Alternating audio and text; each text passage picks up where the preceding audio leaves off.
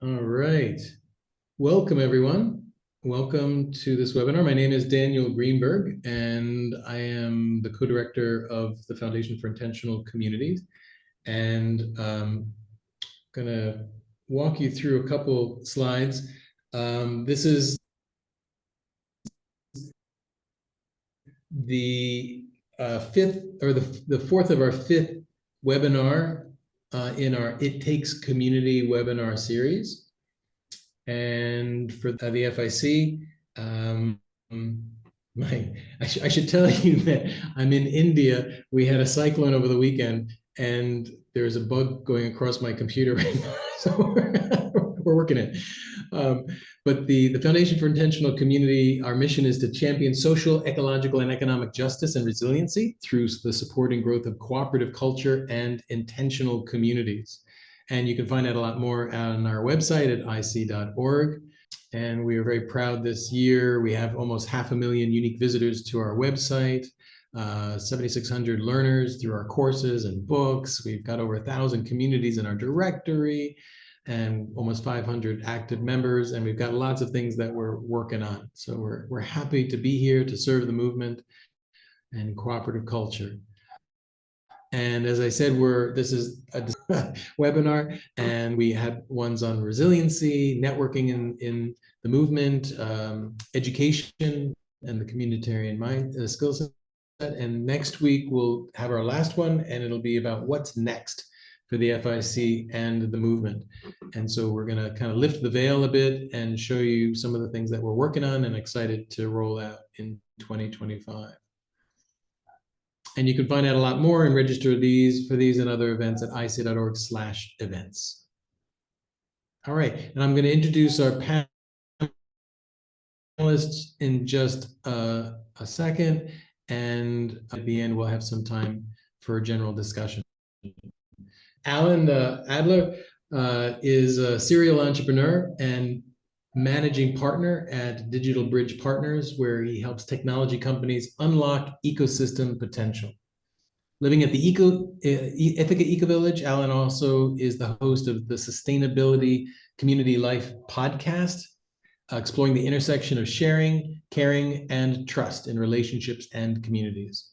And he's working with the FIC on regenerative businesses for intentional communities, and has an MBA from Harvard Business School.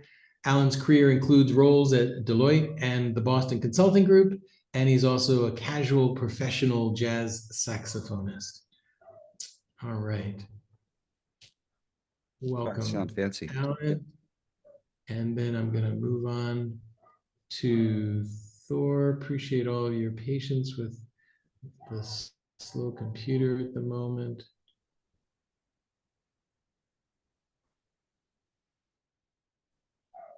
All right, and welcoming Thor, who moved to East Wind in April of 2023. He started in nut butter production and moved on to be a coordinator for their tub shifts, and began plugging into office and administration work shortly after. And Nick then joined a marketing team, created new systems for tracking and forecasting raw material needs, and later becoming purchasing manager. And eventually moved into the sales and marketing position in the spring of 2024. All right. Yeah, thank you.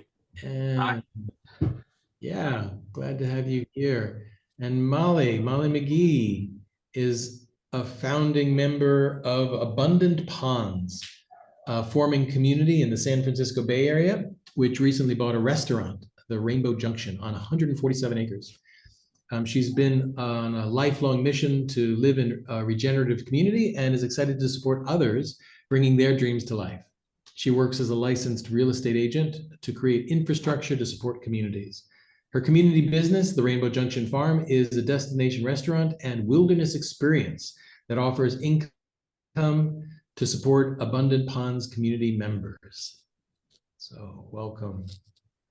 Welcome, Molly. And I'm going to introduce Nathaniel, who hasn't shown up yet. Hopefully he'll show up by the time that he's going to present. But Nathaniel is an environmental educator with deep roots in nature, having spent his childhood learning from 1,200 acres of meadows and forests. He's explored alternative education models including indigenous practices that emphasize children's interaction with the natural world. And Nathaniel holds degrees in environmental studies, early childhood and grades education from Waldorf Teacher Education in Eugene, and an Eco-Village and permaculture certification. And since 21, he served as the education director at Lost Valley Educational Center, where he also handles outreach and marketing. All right. So with that, I am going to stop the share and welcome everyone. I want to say And real quickly, I I want think to turn it over Nathaniel's here. to, oh yeah, Yeah, cool. he's commented in the chat. He's here. Okay, I think he then, Nathaniel, if you can hear us, you may have come in through the regular link that was from registering for the webinar. And there's a special link that'll get you into the panelist. So check your email because I think that was sent to you. But without further ado, Alan, do you want to kick us off and share a little bit about the business survey? Yeah, absolutely. So I had the pleasure of meeting Daniel at the Intentional Communities Conference that FIC sponsored at Twin Oaks. I think it was at the end of August, and we established a working group because I was really passionate about the idea that intentional communities. You know, when you ask questions about like what is the challenge, money is almost always one of the challenges, right? We don't have enough money to A, B, C, D, E, F, G, H, I, J, K, L, M, N, O, P, right? And so we were thinking to ourselves, okay, well, other than in communities like income sharing communities where a business is a requirement, right? Like Thor in your business, in your intentional community, you don't have a, if you're, or you're at Twin Oaks, so you don't have a business, you got big problems because everyone puts their income in and there's no income. But in most intentional communities, it's not the case, right? They're more, they have more of an aspect of a free market. And so it's not surprising to see that many of these intentional communities actually have lots of businesses. But the important thing is that most of those businesses are not what we might call symbiotic or community businesses, where the business and the community are in lock sync with one another. And we, so Sky Blue and I took the challenge of creating a survey to ask questions about what are the needs and interests of intentional communities. And we had 30 completed surveys, and we're excited about showing that for the first time today. And also encouraging anybody who's interested to please take the survey that in the fall of this year, we surveyed 30 intentional communities as to their view on creating these kind of community businesses. And we kind of looked at community businesses on two sides. One was profit and one was non-for-profit. This analysis is just of profit businesses because I didn't have too many slides and I wanted to keep it brief. And I'll give you the summary. The takeaway basically is that, you know, we had most of the people completing this survey would be considered established. Interestingly enough, most of them did not have community businesses. And the ones that did were obviously more, there were some income sharing communities and some not. And that most of those communities that did have businesses, they were typically either a services business or both a service and a product business. So that's just a big picture on community businesses in intentional communities. So drilling down a little bit, well, we started asking the question, okay, if you do have a business that's a community business, and again, just to reiterate, lots of communities have businesses. So this is not to say that the ones didn't have businesses, but those businesses might be like a chiropractor or a therapist or somebody who is self-employed, but it's not a true symbiotic relationship between the business and the community. And thereby it's not really serving the community other than the individual can afford to live there because they have income. So we're really trying to find that intersection, right? And so when we ask questions of people who did have businesses, these are the community businesses. In many instances, they were hiring people from both within the community and outside the community. So that's kind of a neat thing because now they're employing people, extending the boundary of the ecosystem to the larger ecosystem around the eco village or intentional community. Almost all of them had a desire to grow that business. That's kind of a no surprise. And many of them had a desire to create new ones. So the interesting takeaway here is that these are businesses that are symbiotic both with the community and their larger ecosystems. They want to grow and they want to have more of them, which suggests that those intentional communities who have crossed over into that, like, community business is a good idea, are making something real happen. And if we could create more of that awareness and interest, we could potentially help intentional communities grow writ large. Now, these also, you notice that they do, almost all of them employ community members, and almost all of them provide income back to the intentional community. So this is one of the symbiotic elements, is sharing income from the business. The other ones, of course, are sharing meaning and purpose, is in the left slide, which is that people work in the community and work in the business who are inside the community. And of course, then, this just is, generally speaking, building the fabric of intentional communities. Now let's look at intentional communities without existing businesses. Now, first, it's interesting to note that this is where this awareness gap lies, right? Where you see that half of them did not express an interest in creating a community business. That's very interesting. We don't exactly know why. Perhaps it feels like it's not relevant. I did a little bit of poking around here at Ithaca Eco Village, which I believe is the largest intentional community, certainly largest eco village in North America. And it was one of those, like, we kind of do our income thing ourselves. We don't really look to the community as a source of income. Now, is that because the community doesn't have an income source? Probably. They're not familiar with it. But if we take into consideration that one of the biggest challenges in intentional communities is lack of diversity, in many of these non-income sharing communities, you do not see a lot of DEI going on. It's basically people with money who can afford a house community, and they're not located in cheap places. There are exceptions, in Dancing Rabbit, you can get a house for $100,000, but I guarantee you that's an outlier.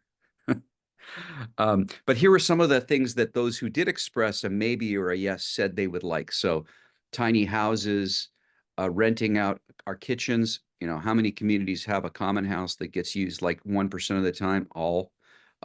Hosting events, retreats, family businesses, agritourism, cooperatives, pottery, Airbnb. We heard quite a bit about that when we were in Twin Oaks, right, Daniel?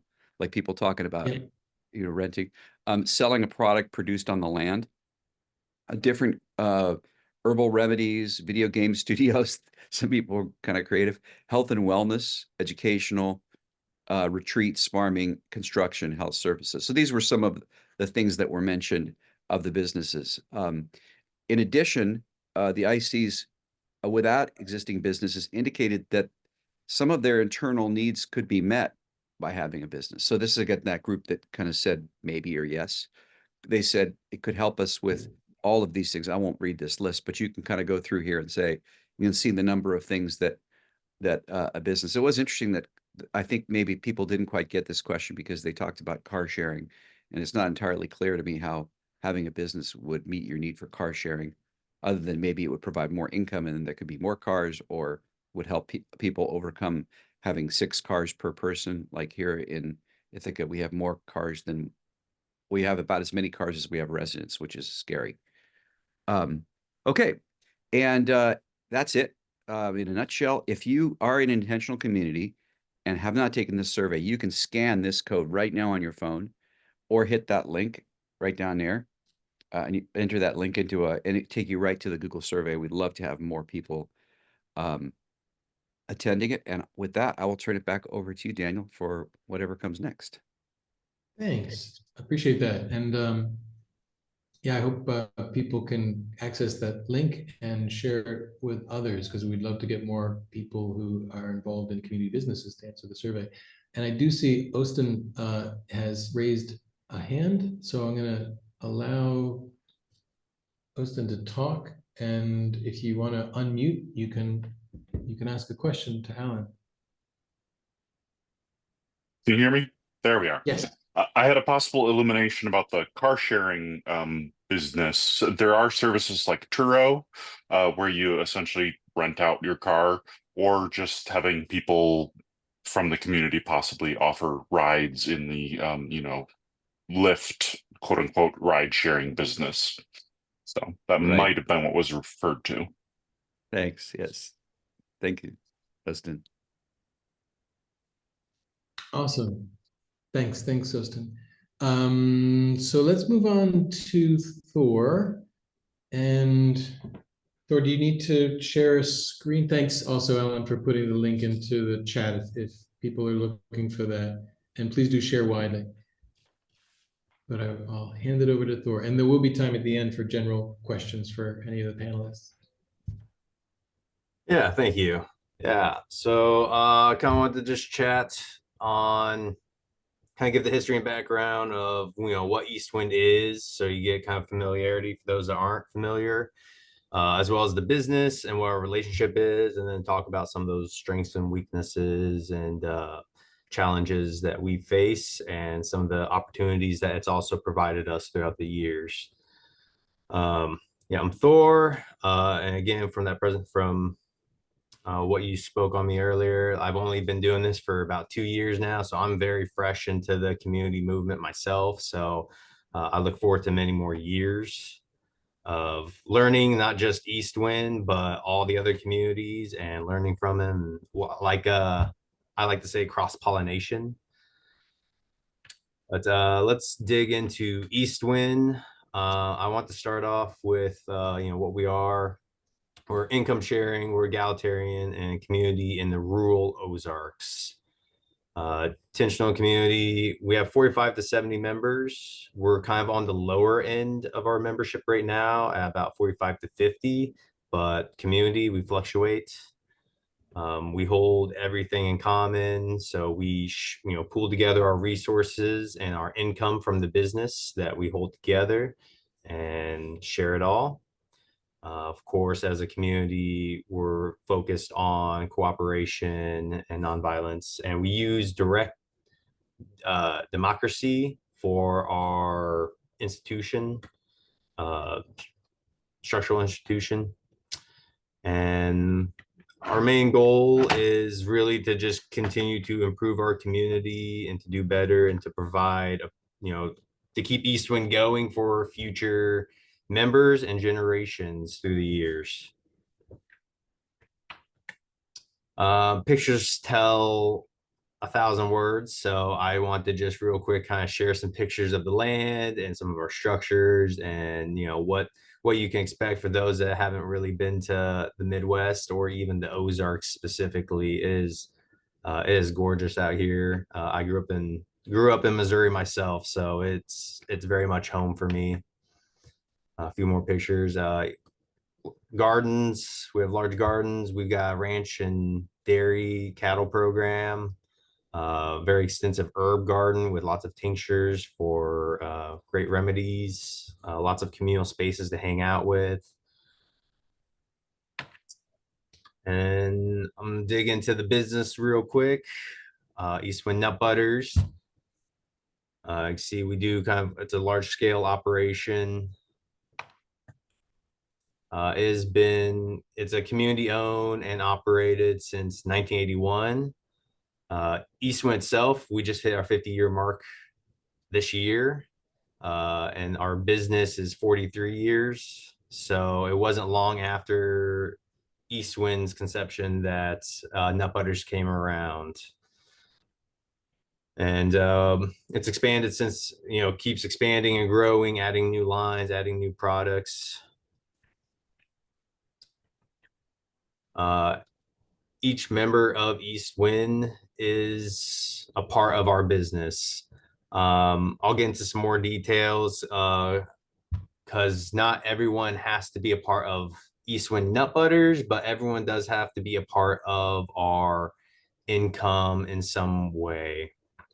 But the majority of our members help with this business, and that's from milling to packaging, shipping, purchasing, sanitations, the administration, finances. We do it all. And so we can get into a little bit more of like how that relationship works internally with our community. Eastwind, very similar to Twin Oaks. We do use a labor quota system. We do not we do not, I can't remember what Twin Oaks calls it. We don't do labor balances. So, any of our managers, like we don't control how much labor goes into each department, but we do track the hours, which is based on honor system. But your hours, we have like an hour sheet collected weekly, and 1 hour of work is 1 hour of work, regardless of the task. Very much in line with Walden 2, kind of the foundation inspiration for Twin Oaks and thus East Wind. Currently, we do a 35-hour per week minimum. And of course, that can fluctuate and change as needed, but it's been 35 for a long time. And you can bank your hours as well. So, you can work over your 35 and relax the next week or so. And how this works with our business, we use industrial quota. We call it just IQ.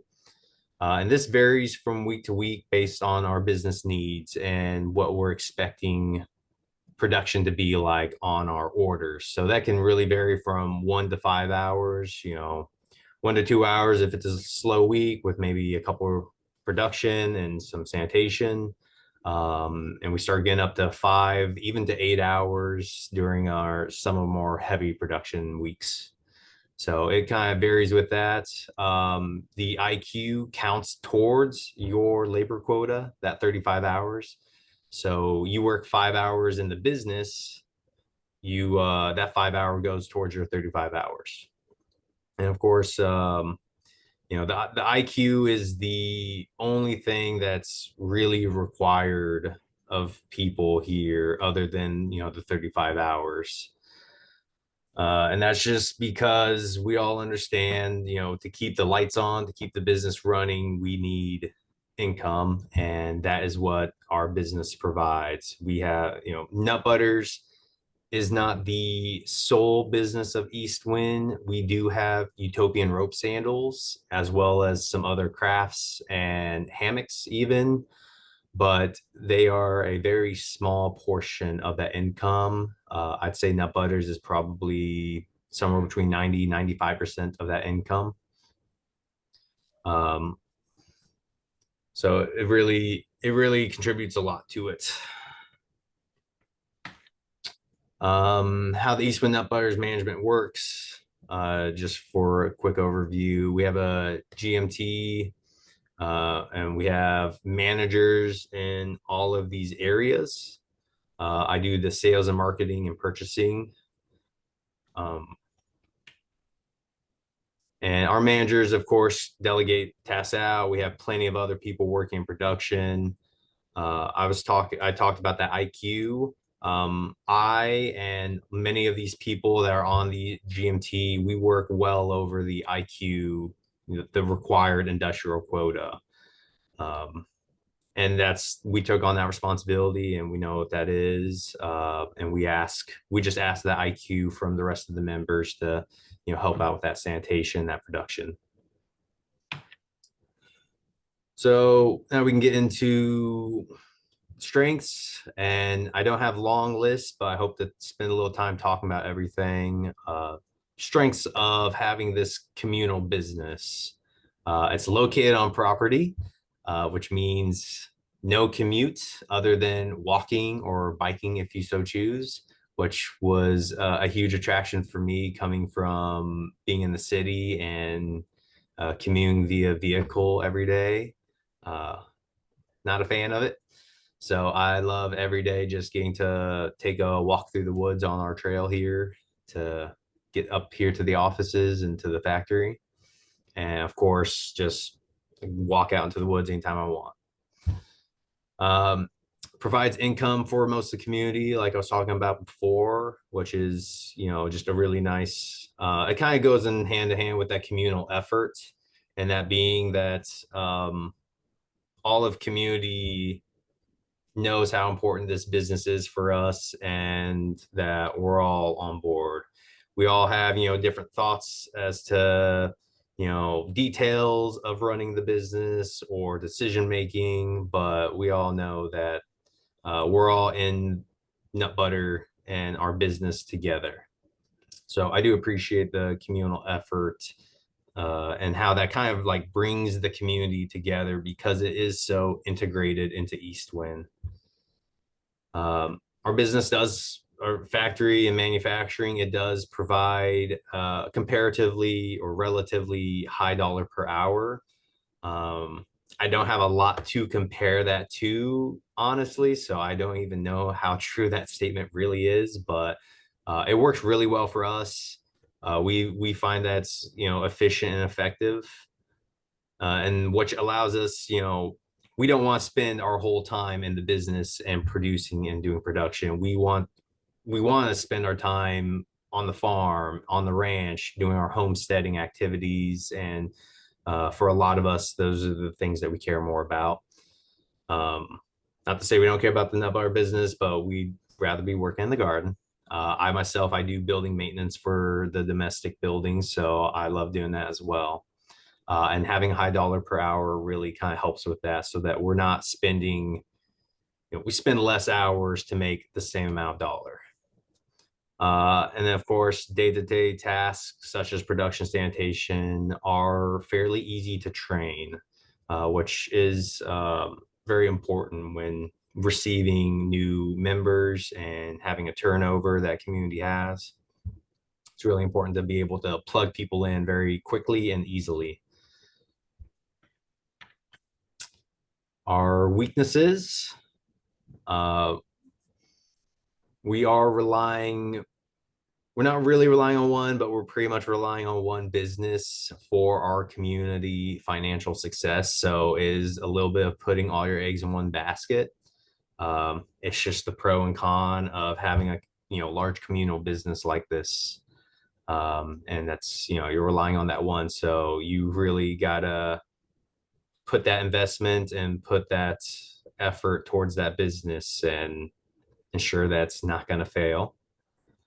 Skill sets, you know, one of our strengths is having tasks and jobs that are easy for people to plug in, but on the flip side, we also have skill sets needed to run the administration and run the business side that requires skill sets that doesn't always inherently come or might need a little bit of training. You know, I came from a background of engineering and schooling of that matter, so it was, you know, easy for me to walk into the office and start handling a lot of the numbers and business side of it.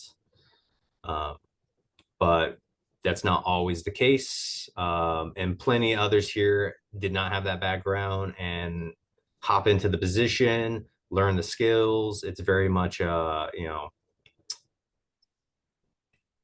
get it done, figure out what needs to get done and get it done. So we have a lot of wonderful people for that, but it certainly can be a weakness when it's, you know, a more advanced skill set, or just not even advanced. It's just a different skill set that our community attracts. And large business kind of goes a hand with that first point, and it's just it's difficult to change the income model if needed, because for our instance, you know, if something were to happen, we've relied on nut butters for 43 years. It's been the sole, you know, pretty much the sole income. It'd be very difficult to transition out of this into some other model or even just another business if needed. The opportunities it's provided, at least, you know, my, you know, small time here, it's provided me the opportunity to connect with other communities with our products. And that could be as simple as, you know, just sending over some of our product for cheap, if not for free, if we can, as well as spreading the intentional community effort with our products. We put a little blurb there on the side that just kind of talks about Eastwind really quickly, and being an intentional community and having a community owned and ran business. In this day and age where community is such a large, such a hot word, we really, you know, want to let people know that this is more than just employee owned. This is community owned, and we all run this together. And then reflecting and some consideration on the business, or just kind of some thoughts on all those strengths and weaknesses. Any words to give to those want to looking into their own communal business, making sure your business reflects your community's goals and your values. And with that, as I said, the skill sets needed for your job, the people coming in your community, will they want to work for that business? And will they have the skill set needed, or will they be able to learn that skill set needed in a reasonable time? The other thing being having a semi-flexible income model. And this is more of a perspective or a mindset, I think, where I say the business is not the community.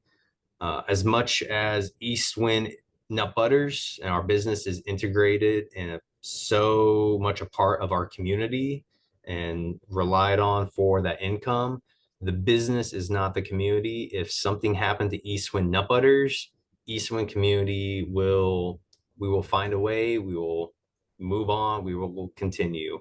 We don't want, the business to be the community, as far as like, if the business fails, the community fails. We don't want, those are not two of the same. So we can change if needed. So having some sort of flexibility in that. And I know we said we'd be doing questions later, so omit that slide and we'll get the questions later. But that's my presentation. I think I just hit a little over 15 minutes for you, but Awesome. Thank you, Thor. We will do questions at the end. I do encourage people to put them into the Q&A or the chat, or raise your hand and we can get to them. I do want to at least reflect or ask you one thing, which is, I find it interesting that most businesses attract people to the business, right? Like, yeah, I want to do this, right? But it's different at East Wind, that they're attracted to the community, and it happens that there's a business there. And I'm curious if there's anything that you'd like to share about that dynamic. Do you feel like they're enthused about the business, or is it like, yeah, this is just a part of my community life? It's a little bit of a mixed bag, and we have had people come here in the past that were very much for the business. There's plenty of people here that are very much enthused. They came here for the community, but they are enthusiastic about the business. And of course, the managers that are up here were all very much enthusiastic about the business. I've had a lot of fun myself personally. Coming from, the world of engineering, I never saw myself as a business person, but I'm having a lot of fun in it and learning a lot. And we certainly do have plenty of other people too that aren't as enthusiastic about the, being that involved with the business. But everyone here understands that, for us to enjoy the amenities and comfort and everything that the business provides, it involves, working in the business in some sort. So everyone, at the very least, understands the importance of the business. But I'd say it's a mixed bag. Like I said, a lot of people are pretty enthused. Cool. Thanks, Thor. Yeah. And I see, Joshua, you have a question about direct democracy, but as you mentioned, let's hold that to the end, because maybe it'll show up in some of the other presentations. So with that, let's hand the baton over to Molly, and you're on. And if you want to share your screen, you're welcome to, or you can just let us know where you're at. Yeah, I'm Molly McGee. I'm part of a forming community, Abundant Ponds. And we recently purchased a property in March, so this is all very fresh. It's 147 acres in a nearby mountain range. We're about 90 minutes from the San Francisco Bay. And we have a restaurant there, and we are developing amenities for rustic camping and glamping. And an opportunity arose much sooner than on our timeline. We had been planning to make a purchase in about another year and a half, but this property came up and it just felt like a really right place. And so we just kind of scrambled to make it happen. So a few things about it. It's an hour from one city in one direction and an hour from another city in another direction. So it's a really remote spot. So it's a little bit odd and unique in that way. And have Leilani here who is going to get ready for school soon. And one of the priorities for us, since we are predominantly a group of moms, was that we needed to have a business that could start earning income almost immediately. And so having a property that already had a restaurant on it was like a really magical find for us. And that it had such large space on it to start building, our actual community homes that we envision for ourselves in the future. And so some of the things that we've learned a lot about the process, making sure that we are compliant with all of our jurisdictions and agencies, and that we have the right zoning and infrastructure to support having a large scale business in a rural spot has been a really interesting journey. And I'm happy to share more specifics about that. I know it's going to kind of vary, county to county and state to state. I can say that when I'm done.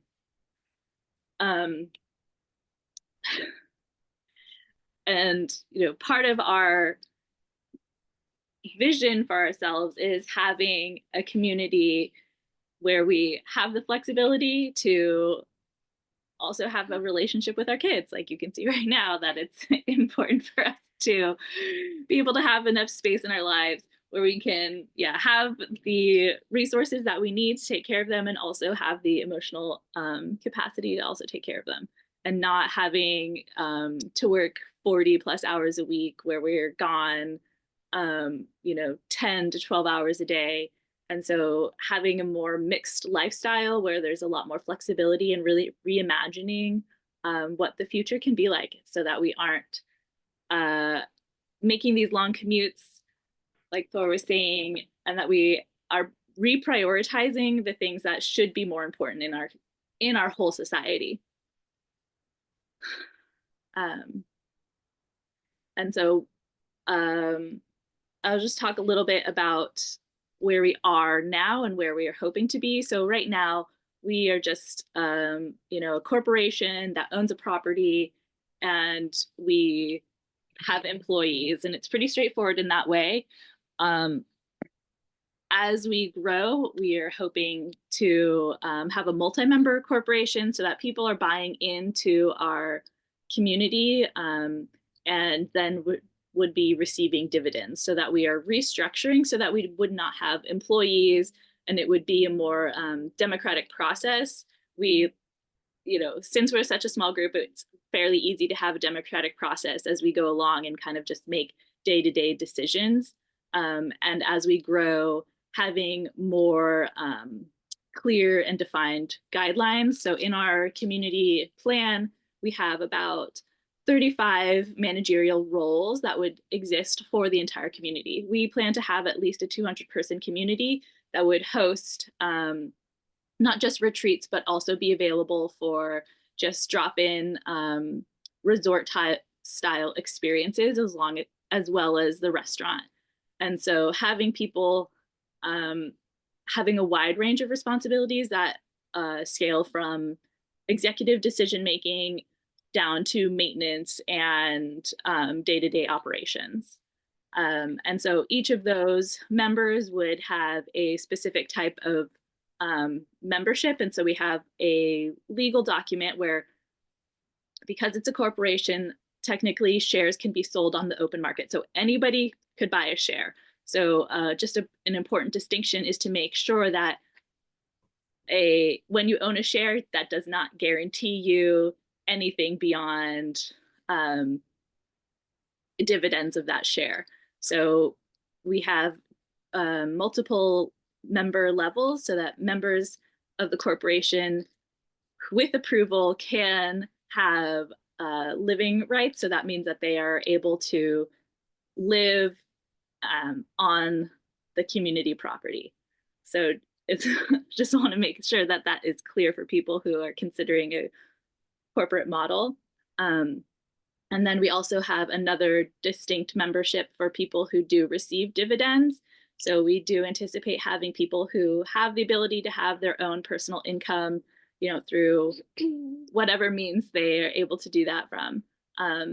And so those people who have alternative income would be paying into the community, and so they would not be receiving dividends. So people who are working for the community in these various roles would be receiving income via dividends. And so although that is not our model right now, we just pay a flat hourly rate to our employees. That is how we anticipate growing and distributing income equitably, so that everybody who is working for the community is getting a share that reflects what they need. And so we do have a guideline of sort of what is basic, but we also want to be mindful of people who have different needs, who maybe don't need much and are happy to earn less, and mindful of people who may have more needs and need to have a higher income.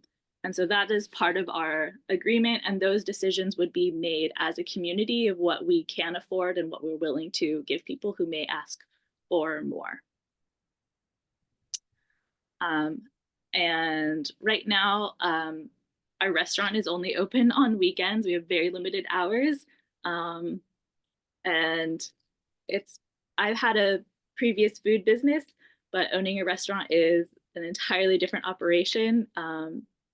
But it's been really great. And the land that we have is a sort of very arid area that has been used for mining. It was a former dump. It was a former gas station. It was a former shooting range. So it has a lot of healing to be done with it. It was also part of one of California's largest fire complexes about 5 years ago. For anyone who was in the Bay Area at that time, it was the fire that made our sky orange for a day and was an absolute nightmare scenario. And so most of the large trees are gone. So we have a lot of healing to do on the land before we are able to start growing, but we are hoping to begin growing food for the restaurant and the community within the next 2 years. And I will leave it at that. Fantastic. Thank you, Molly. That was wonderful. Joshua asked the name of the project, so it's Rainbow Junction Farm. But if you could put the URL, if you have a website, and others as well, Thor, Nathaniel, and Alan, I think you did put the link in for the survey. Maybe do it again for people who come in late. And anyone else, if you know of a business in a community that you either have a contact there or you have a URL for them, please pop that in there. I do have a quick question for you, Molly, before we move on to Nathaniel, who's with us now. Welcome, Nathaniel. In the restaurant, if I were to go into the restaurant, would I know that this is part of a community? Is that something that you think would be a pro or a con? Is that something you talk about? We don't talk about it right now, just because we are still sort of exploring the boundaries of what is possible in our current state of just like in terms of how much housing we can build. And so one of the fun things that we found out after we bought the property is that because we have a private well and we serve water to the public, we are considered our own public water district. And so we interact with the state water board in that way. And so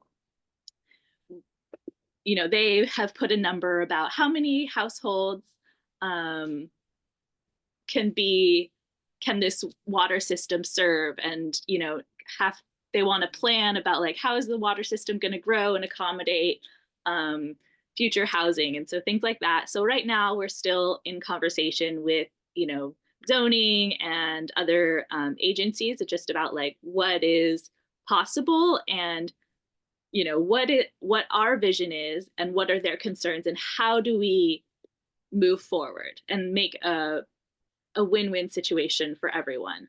And that's one thing I would also highlight for people who are looking to start communities and purchase property, is knowing what the current boundaries are and how it's possible to expand those boundaries, because it is possible. We don't have to be limited by what exists now.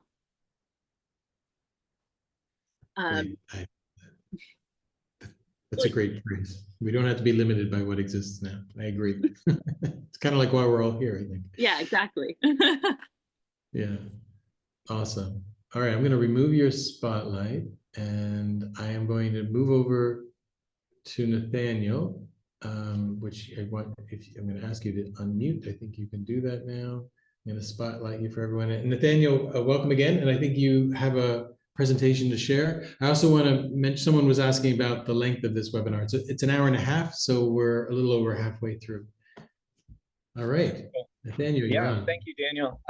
It's good to be here. And Molly, I really want to acknowledge and appreciate Leilani for being here and bringing the sense of community into this space that could otherwise feel very businessy. So it's nice to see her face amongst all of you. Yeah, I do have a bit of a presentation. This is just actually, I'm adapting something that I put together for another purpose, but I'm going to run through it really quick, and I think I'll cover a lot of the bases that you want to discuss here, and have some space for questions when we get around. So, Daniel, if you want to give me like a maybe 3-minute sign or something when we're coming toward the end of 15 minutes or so, if I'm not at the end of it at that point, I can speed it up. So I'm going to go ahead and share my screen here.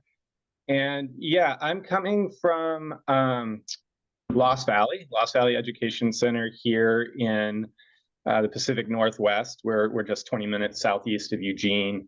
And are you seeing? Yeah, there. Are you seeing the screen presentation? Great. So yeah, Lost Valley, some of you might be familiar with. We've been around for about 35 years, a little over, I think, at this point, as of summer solstice. And Diana Leaf Christian, in her book, Creating a Life Together, uses us in her first chapter as sort of a model of a community that made it work. And so we do have a lot of success over the years, and there's a lot of reasons for that I'm going to touch on. As the education director, I'm going to speak primarily about that aspect of the business. But in the reality of income, a lot of our income is generated through rent. So we are a land trust, and the people living here, no one has ownership. At the beginning, Alan spoke to accessibility to communities and used Dancing Rabbit as a model of, oh, it's only $100,000 to get in. Here, all you need to do is fit. You'll go through the application process, and if we like who you are and you fit with our mission and vision and get along with people, there's a whole process to becoming a member. I'm not going to go into that right now, but just to name that the barrier is like, whatever the rental deposit is and your first and last month's rent. So it's pretty easy to get in the door. And like was spoken to earlier, so first of all, this is where we started, 1989. I first set foot on the land here as a child, but didn't really get involved until much later. But I want to name, it was spoken to earlier that a lot of people are attracted to community not for the business function of the community, but because they want to come and live with other people and share the experience. And here we have the beauty of 87 acres of oak savanna and woodland forest and a creek and a meadow, and it's a glorious place to be. So that's what really draws people. But the fact that we're an education center is a little bit more appealing of a business. So I came here as an adult in 2005 and got involved with what was then called the Heart and Now, previously Naka'ima, or the Art of Presence, kind of personal growth type workshop.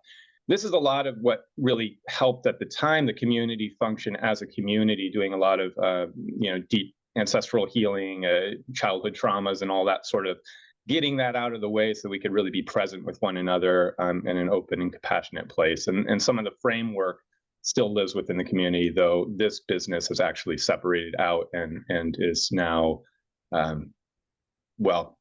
at the moment, it's not clear if it's going to continue, but they moved into Eugene, and we're still friends, and we still host workshops, but they're no longer here.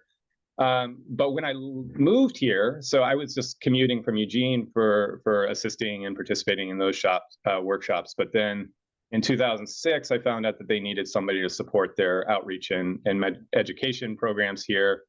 And long story short, I decided to quit my job as a campaign organizer for Sustainable Forestry Network in Eugene and move out here to work basically for food and lodging, to study permaculture and get the experience of living in community. And during that time, I came with a background in organizing and outreach and kind of community organizing work. So I started putting together classes and workshops and getting more involved with teaching at that time. But then I moved on with my life, long story there. 2020, I was running a nature school. So I had my own business as an LLC from 2012 to 2020, teaching youth education and nature mentorship. And 2020, there was a global pandemic and everything changed dramatically. So I landed back here at Lost Valley, started teaching on the adult level, and then our education director stepped down, and I hesitatingly, grudgingly sort of stepped into that role. Just quick overview. This is just basic responsibilities of what an education director does. So developing the course and curriculum, doing outreach and admissions, coordinating students on the ground. And there's a whole lot of logistics here, and I don't want to take up our time to go into it. But I want to name that there's a role and responsibility that's official on paper, and there's a lot to it in this particular context and setting, a little bit more than you would find in a non-community education center.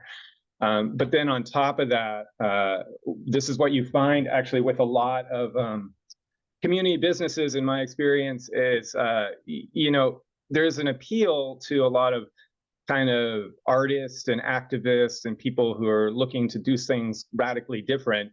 And they don't necessarily bring the skill set of marketing and accounting and business operations and all of those things.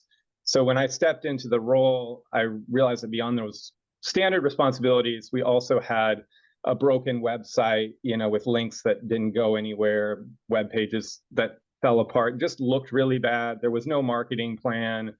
There was no payment processing systems. All these things were either outdated or non-functional or non-existent. On top of that, at this particular point in time, our kitchen was shut down, and residential education courses rely heavily on the functioning of a community kitchen. So that was just like another job tacked on, is like, figure out how to run the kitchen if you want to run courses. Just a quick view of what we looked like. You can see in the kind of left side of the screen, at least on my left, this is what our website used to look like. So beyond just the non-functionality, just the visual appeal, the choice of logo and fonts and images, you can kind of just see it's not the most aesthetically appealing beyond functionality. And that's something that's often overlooked in my experience. Again, when people aren't invested in the business and they're invested in the community. So this just sort of wasn't a priority for people. And I feel really strongly that public relations and your appearance online matters significantly if you're running this kind of business. So just a little window into what also, just a kind of, I think, a fairly dramatic example. This is from our YouTube channel of what was up when I got here at the time. And I'm just going to play a quick few seconds of this, but if you have audio, it's let me see if I can turn the audio up here. Oh, the audio is really dramatic, but it's just a really funky soundtrack. But you can see that in the background, there's really interesting things happening. People are gathering, they're getting connected to the land, they're getting connected to one another, they're learning about, solar energy and all this stuff. But the way it's presented is not, doesn't provide the image of a successful organization. This is, a testimonial of one of our students. And it's just like, this guy probably had a great experience and we're glad to have him, but the images that you choose and how you choose to present your business make a huge difference. So this is our new website. This is what things look like at this point.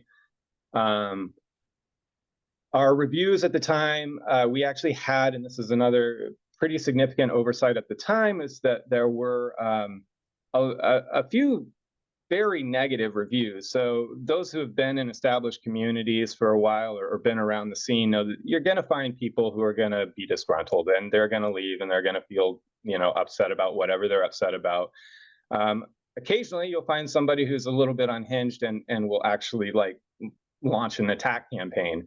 It's really important to be on top of that and to respond to it in a timely manner. And in this case, there were reviews that were sitting up for 4 years unresponded to, and there were a few pretty ugly things being said. So we cleaned those up. I actually contacted a lot of the review sites and platforms and said, hey, look, this is libel. There's no basis. You need to take these things down. We actually got most of it removed, and then we wrote, mindful, thoughtful, heartful responses to those that we couldn't get removed. And then just soliciting a lot of positive reviews from the students and interns and residents who were having those experiences. So really building that up. And now we have, 5-star ratings down the line with a lot of very satisfied comments. Ongoing work, I just want to name this again, just the level of work that goes into maintaining an organization. And we're going to talk a little bit and maybe a little bit more in the discussion about the breakdown of roles and responsibilities and how we get all this work done. But at the time that I was coming in, there really wasn't much of an organization to hold a lot of this. So a lot of it fell on my plate as an individual.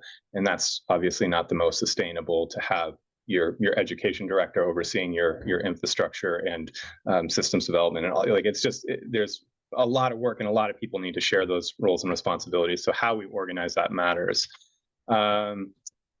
Yeah, and just to name, maybe I'm bragging a little bit here, but these are some of the folks. So after cleaning things up a bit, these are some of the instructors that we were able to get. So kind of leveling up the offerings. And David Holmgren's there is one of the co-originators of permaculture, for those of you who are familiar.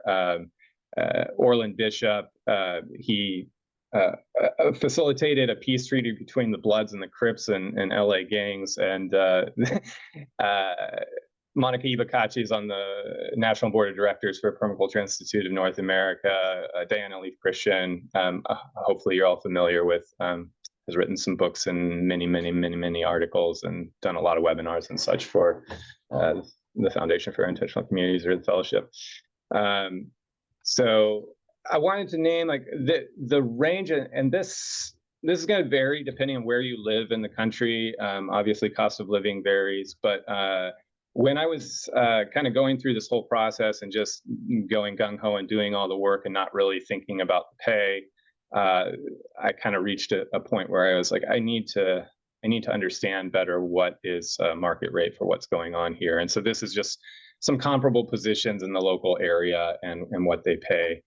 And this is I think maybe, Thor, you spoke to this a little bit in your pay structure, but we'll get back to what a living wage is and how we can retain employees. And this is a really key piece. So my pay at the time, on paper, I was contracted for 25 hours a week at $15 an hour. The actual work during the times we're running courses, residential courses, and there were students on site, that was more like 75 hours a week. This is a pretty intensive job. So the idea of being out in the garden and deprioritizing over work is definitely an ideal that I am striving for still. But there is a big irony in doing environmental education and spending the amount of time on screen that I do. So yeah, it didn't feel very reciprocal at the time, or a balanced relationship in reciprocity. And that brings me to this slide, which is something our then bookkeeper put together as a pattern that she was recognizing in community. And I imagine some of you will recognize this as well, especially if you've been around the intentional communities movement for a while. And I should back up and say that I've actually grown up, I think you said it in my bio, Daniel, but I grew up in the intentional communities movement. So I've seen a lot of people in different communities, do this exact process. We're calling it the LV business cycle, but I think it goes a lot further than just Lost Valley, where you have people come together with a new bright idea, lots of energy. Thank you, I see it. And a lot of passion for their projects, and they put a lot of dedication and energy into that and don't really think about reciprocity and as much until they realize that they're not getting support from the rest of the community. They're not getting financially compensated, and they eventually just sort of burn out. And then we start over. A new group of people comes in with a new idea, and they don't get traction. And so this is a kind of standard operational model that we are moving away from at this point.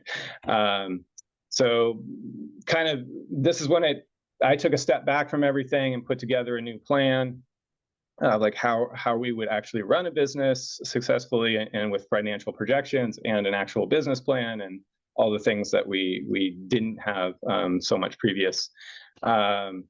And this is one way to look at pay structure. So I basically offered it to our board as directors is, you could pay me a salary with the health insurance and the 401k and all those sorts of things that are, offered in the market for this kind of work, or pay me the minimum wage thing that we do in this community and many communities.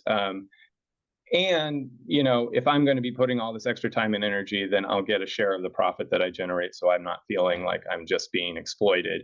And then the third option to the community I made at the time is I can do this independent and I'll take on the financial risk, and the community doesn't have to pay me anything, and I'll just pay the community to do the work. The board chose that middle option, and that's kind of the path we're operating from now. So they pay me minimal hours, minimum wage. Slightly above that at this point, but the money that I earn to meet my personal needs comes from the amount of income that I'm able to generate. So if I don't generate income from the community, I don't generate income for myself. Since we're close on time, I'm not going to go too deep into the financials, but just to name that we were very successful and have been to meet those financial goals and to increase our course offerings and increase the revenue that we generate through that as well. So my first course, residential summer course that I ran, was in 22, and I anticipated we would about break even or maybe make a couple $1,000s, and we got 20,000 in net profit for that year, so that wasn't too bad, and it's just climbed from there. And I'm going to wrap this up with just naming this too, is there's all these other things, auxiliary benefits that beyond income, obviously we're not doing this work to make money, but we do need to make money in the process. So we have students come and work on the land and in the gardens as part of their learning process. And if we calculate the value of their labor for this course, that was $11,000 there. We actually had a professional videographer come up from LA to film the course. So there was a value of his contribution there. Lots and lots of positive reviews, which that saves us advertising dollars and just builds our reputation value there. And then people, they come do a course, they decide to live here, they become residents, and then they're providing rental income as well. So this particular course, the auxiliary benefits were around $60,000, and so it was combined. It was close to $85,000 profit if you calculate in the auxiliary benefits. Similar that we see, and then lastly, so similar we've seen in years since. And lastly, I just want to name that beyond the economic value of all those things, obviously, is we teach ecological education and permaculture, so we're contributing to a healthier, more wholesome, and integrated, more than human world in the process of what we do. So that's, nutshell, that's what I got. So thank you for listening, and happy to answer any questions. Fantastic. Thank you, Nathaniel. That was a wonderful presentation, lots of great information. I appreciate your transparency with it all, particularly around finances, which always people have questions about, but often we don't hear answers to. So thank you so much. I think you can stop the share, and that should bring us back to the panel. I don't know if I can stop that for you. See, where is that button? Yeah, and while you're doing that, I just, I resonate with the educational efforts. Before I took on the co-directorship of the FIC, I had the pleasure and the pain of serving as director of education at the Findhorn Foundation in Scotland. And yeah, a question for you before we open it up is, education obviously is a type of business that brings people into the community, and I'm wondering how that's been at Lost Valley. Do you feel like there's clear boundaries? Is there kind of a weaving? Do community members feel like there is private space, or are the people coming kind of have full run of the place too? Yeah, no, that's a great question, and I could give a very lengthy answer, but in a nutshell, we're all very happy with student participation here. There's always a balance between how much outside activity we bring in and how much people want their kind of private residential experience. But by and far, people come here, even though they're here to live in community. It's like students coming and learning about living in community lights them up, so they get to be involved in the educational experience. And most of our residents are teachers in the course, so they teach different class offerings with courses, I should say, throughout the year. So yeah, I think all in all, it's a very positive reciprocity between residents and students in that experience. Awesome, thank you. Yeah. So we have about 15 minutes for questions. I've got a bunch. Yeah, and so I want to go back to Joshua. And you said you have a question for later. Do you want to, let me just see if I click this button and it says answer live, does that allow you? No, I would like to answer this question live. No, maybe you can, I was hoping to be able to unmute you if you want to ask the question, or you can type it in here. But it says, I have a question for later about community use of direct democracy and decision-making within business management, et cetera. But I'm not quite hearing the question there. So see if you can type it in or raise your hand and we can go to you. But until we hear that, I mean, a general question for anyone is, I think kind of the burning question for everyone is, what advice do you have? I imagine there's a lot of people in communities or wanting to be in a community with a business or starting a business. And is there any wisdom that you'd like to share for people kind of at stage one, thinking about how do we do this? We want to have a community, we want to work together, we want to live together. Any thoughts? Anyone? For any of us? Go for it. Well, I mean, I feel like I answered that a little bit to my presentation, but really it's a matter of understanding the community that you're developing and what your needs are and what it is you want to focus on. There is no right or wrong answer. Even having a community integrated business like we have, that's not, to me, that's not the right answer, depending on your community. I've seen other communities where they do have they have maybe a small thing that they all do together, such as running the mail, like Alpha. But they also get a lot of business and income through off the farm work. And I think that's a great model for them and their community and their size. So it's really a lot of internal questioning and internal conversation. I also want to say there is a Q&A button at the bottom. I do see questions coming in, and that's where Joshua has asked that question. I'll type out. And I do see Joshua has raised his hand. So let me go to Joshua and allow him to talk. So see if you can unmute now. Oops. Can you hear me? I think you're on.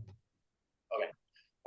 Thank you, everyone. Great presentations. And Thor, my question was, when you mentioned you use direct democracy for the community as a whole, like 40 to 75 people. And then I'm curious, within the business and the nut butter, decision-making process for the business and managerial type roles, how do those two interface with one another?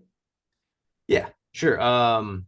That's how the direct democracy works, and the nitty-gritty details a little too much for me to fully say everything. I'll say kind of lightly that we use voting, We have a process. We have lots of processes with legislation and policies for how these things are supposed to work. But we basically, have a community meeting, have discussions, and then have voting on what these should look like. And we have different levels and different amounts of voting requirements needed depending on what's being voted upon. Typically, it's a majority. Sometimes it's a 2/3 if it's something large. For the business, our managers, we have defined roles and responsibilities, and pretty much, and the GMT decides together our budget for the year. So all the managers have a budget, just like, and this works domestically as well, such as building maintenance in domestics. We have control and ownership over those budgets. We use them to our own discretion. So it's kind of a hierarchy so that things can just move and get done. If there's something that needs to be done that's, we'll talk financial, it's, above $20,000. That's where we have to go to community. So we still do involve community for large decision making, and we'll involve community for those processes. But otherwise, small stuff, it's kept at, individual responsibility. If community and people don't feel like those if the manager has abused that power, they can be removed, and there's a process for that as well. Please visit eastwind.org. That's our community website to learn more about our direct democracy. And you can even read some of our bylaws on there as well. So I hope that answers that. I don't want to speak too much. I did want to mention though, Nathaniel, I had mentioned our pay per hour. That is a calculated kind of internal reference. We are not paid hourly. We are not paid salary. I'm paid the same as our garden manager, as our ranch manager, as anyone else. We are all paid the same per month. Whether I spend 20, 30 hours in here running the administration, it doesn't matter. We're all the same. That's our egalitarian model. Just for clarification. But I want to mention that. Yeah, thank you for mentioning that. And if I could, I would like to respond to that, Daniel, and all of you, is that is something that is often tried. And I think that,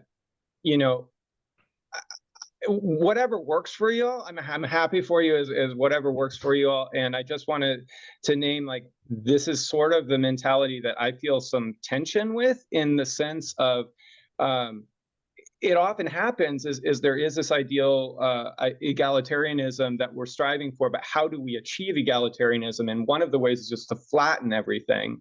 And so what'll happen often, as I've observed in my own experience here at Lost Valley and elsewhere, there's this, we're going to value this intern who just came in and just took on this staff position with 3 months of experience at the same market level as we're going to value somebody who has, a PhD or has whatever specialized training in these other areas.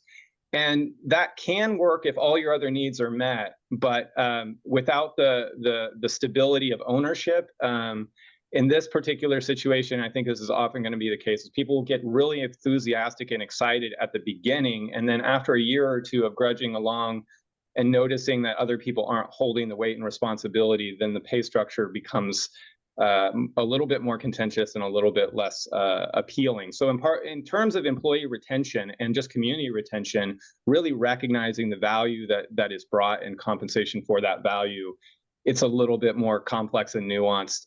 In my view, if you want to have ongoing continuity and sustainability within your administration and staff, there needs to be compensation that is matched to the value that is brought. That's my view on that. Thanks, Nathaniel. Alan, I want to get to you, and there's also a question from Matthew that I think is directed at you, which is there a survey of when we are X amount of people in a community, here are the key roles, functions, and businesses that are needed? I don't think that was addressed in the survey, but if you want to respond to that, but it sounds like you also wanted to respond to something else too. Yeah, I think that just this conversation, I think, is depicting the fact that when you look at the question of a business in relationship to intentional community, you really have to ask the question, what is the intention of the intentional community? Right. So for example, by the way, I've been to Lost Valley, Nathaniel. You have a beautiful community. So I enjoyed getting to see you guys. But you're not an income sharing community, right? And Thor, your business, your community is an income sharing community, like Twin Oaks. And so you have to, I think, look at the roots of the intentional community strategy. And I have a very simple model for looking at that, which is that all intentional communities, and every community, in fact, operates on this trifecta of sharing, caring, and trusting. It's this dynamic interplay between how much we care for each other, how much we share with each other, how much we trust each other. And what you need to do is have that clarity as to how you share, care, and trust each other in the community, and then ask the question, where does income and business fit? And just saying, oh, we need to have a business without knowing how it fits, kind of like what you're going to do, Thor, which is like, what is the symbiosis between the community's values and the business? They have to fit together on multiple levels. And so my advice is, don't just look at, hey, we should have a business. Ask the question, who are we? What do we stand for? What are our values? And then where does income, and which is resources and sharing, and the social aspects of trusting each other, and the ecological aspects of caring fit into that, so that the whole thing works. Otherwise, you're going to end up with lots of disconnects in places where you have. And the other thing I wanted to share, which is I think super important, starting a real business that really contributes is effing hard work. Is very difficult to start businesses. And when you are an entrepreneur, you are willing to go through fairly crazy levels of commitment to get it off the ground, and then even more so to keep it going. And to do that in an intentional community, and you're not aligned, you don't have the right staff, you don't have the motivation. You said so, Nathaniel. Someone's getting really excited and they quit. I've seen a lot of intentional communities hit the wall when it stops being a hobby. It's not fun anymore, but it has to become a commercially viable enterprise, and then it goes. So don't anticipate that this is easy. It's hard. And at the same time, it can be incredibly rewarding. So it's like anything else, high risk, high return. I think you need to be prepared for that. So that's my thinking. Yeah, in some ways, there's the additional risks of a business because it is in a community context. I mean, you get the support, but it's hard to align skills with the positions. I remember when I was living at Finhorn years ago, and I remember talking to someone who was moving from working in the gardens to working in finance as part of the Finhorn Foundation. And she said to me, she said, I don't think I've added 2 numbers together in the last year. And then she's working in finance. And I realized it's not necessarily about the skills. It's really kind of the growth and evolution. And that's an interesting opportunity in community. It's like, yeah, we're here, we're doing the business, but we're also about so much more. And it makes it difficult to say, like, let's get the right people in the right position sometimes. Cool. I don't know if you, Alan, or anyone else wants to share about this question from Matthew about like, is there a generic kind of template of like, well, if we're a certain number of people, here are the key roles, functions, businesses that are needed. I mean, I wish there was something like that. It would be nice. And many people in the movement have talked about having sort of a list of possible businesses at different scales of community. I'm not aware of anything like that existing now. If anyone else does, please share. Yeah.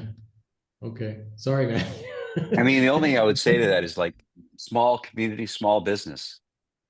Yeah. Like you have to be reflective of the staff that you have and the talents that you have, the resources at your disposal. I mean, maybe you're a small community with a ton of money and you can invest $1 million in a business, a different story, but that happens like never. Right. I always think it's fascinating the story behind the businesses. Like, I don't know how East Wind came to the nut butter business. And I know that there was, along with Twin Oaks, was the hammock business for a while too. Yeah. Let me get to one more question, and then we're probably gonna have to close up. So Etta asked, though the beginning stages of community development may be more constrained, does some of the income get set aside for repairs, capital improvements, business setbacks? I have a concern that some members may be involved initially in the flush of community interest, But when a setback comes, people might leave in discouragement, thanks to all. Mm. So there's actually kind of a couple questions in there, like how do you do forward planning even at the beginning of the business? And maybe Molly, this would be a good question for you because you're at that stage.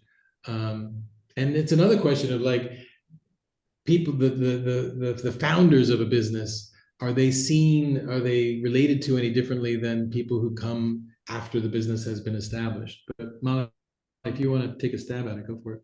Yeah, we definitely have plans for how we are going to be using big chunks of money as they come in, and what what are our priorities of what needs to get done. Like right now, we really need, electrical upgrades. There's a terrible fire hazard that currently exists. And so that's a priority of like, how are we going to spend the money that we do have, and wanting to provide like EV chargers and those kinds of things. And so right now it is the small group of us who are active, who are making those decisions. And I'm sure it's going to change as we grow. And so, having part of your business plan as well as your community plan of how you are going to grow and scale, funding and where all of the money is coming from and where it is going to is an important factor to think about, and how it might be flexible and adaptive to as you continue to grow. So what is a priority now may not be a priority in 2 years, 5 years. So making sure that there's a way for there to be flexibility, as well as a plan for using money as it comes in and raising money as needed. And there's definitely been a grieving process for me of who has actually been able to physically commit to building this community is a lot less than who we have been planning with it. So we went from a group of about 15 people down to 4, who is actually physically there, digging the holes, digging the trenches, doing all of the labor that really is required to get this community going. And I've just really had to grapple with that and let go of the, little red hen feeling of like, I'm doing all this sacrifice, living this incredibly taxing life at the moment, because I have a deep hunger for this community. Like there is not another option for me to just say, no, thanks, I'll do something different. Like I have to do this. And so that's a real self-evaluation, to know within yourself of if you want to make these sacrifices, and if it's going to be something that you're going to hold on to and resent others for later, you might want to check in and make sure that this is the right path for you. That's good advice, Molly. Yeah, I think most of us in this room are doing what we're doing out of a place of passion, and sometimes it can get a little wearing. I want to call for any last thoughts among the panelists, and I see Nathaniel's got his hand up. Go for it. Yeah, I realize we're at time, but I just want to throw out one piece of advice that I think is the most useful for life in general, but for business and any community endeavor.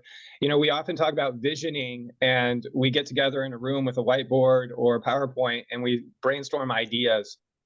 I want to bring back where my inspiration, my energy, and my ability to keep pushing, and what I've seen in community when people come together with this intention, to actually let the land itself be the teacher and the guide, and to realize that it's getting out of our own ideas, out of our own thought process, out of our own way. We might have those conversations, but then to just go sit and be quiet alone on the land for as long as a period of time as you can carve out of your life. That's the most useful thing I found for myself in finding vision, carrying vision, and resourcing from the ongoing depletion of enacting vision. So thank you all so much for your time, and I really appreciate this opportunity to share. Thank you, Nathaniel. That's a beautiful closing thought. Thor, okay, go for it. We're going to need to close up in a minute. Yep, I'll just try to be quick. I also just really want to say thank you. Thank you, Daniel, for the invite and for making this happen. This was, again, somebody new into community life and the business. This has been wonderful just for me to hear from Alan with all of that years of experience.